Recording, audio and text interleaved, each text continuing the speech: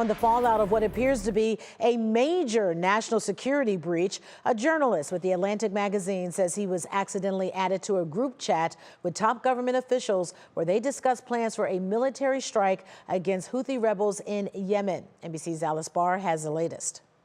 The White House in damage control trying to figure out how a journalist was accidentally added to a group chat with top U.S. officials discussing sensitive military plans to bomb Iranian-backed forces in Yemen earlier this month, and why they used the unclassified commercial messaging app Signal. These are life and death issues. The Atlantic magazine's editor-in-chief Jeffrey Goldberg says he was added by National Security Advisor Mike Waltz and took screenshots of the messages, including from Vice President J.D. Vance, Waltz, and Defense Secretary Pete Hegseth, who sought to discredit Goldberg and downplay the discussions. Nobody was texting war plans, and that's all I have to say about that. Goldberg disputes that, noting some details he says Hegseth shared were too sensitive to quote directly. I will describe them to you.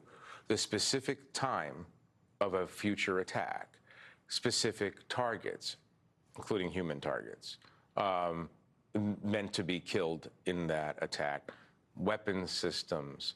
It was a minute-by-minute accounting of what was about to happen. The National Security Council said the chat appears to be authentic, while arguing there were no threats to our service members or our national security.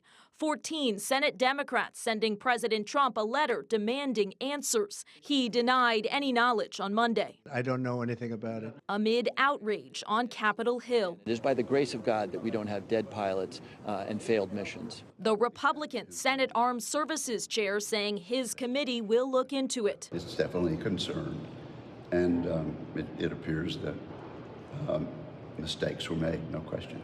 As the fallout grows. Two sources tell NBC News that President Trump met with National Security Advisor Mike Waltz yesterday, and the White House said the president has the utmost confidence in his national security team.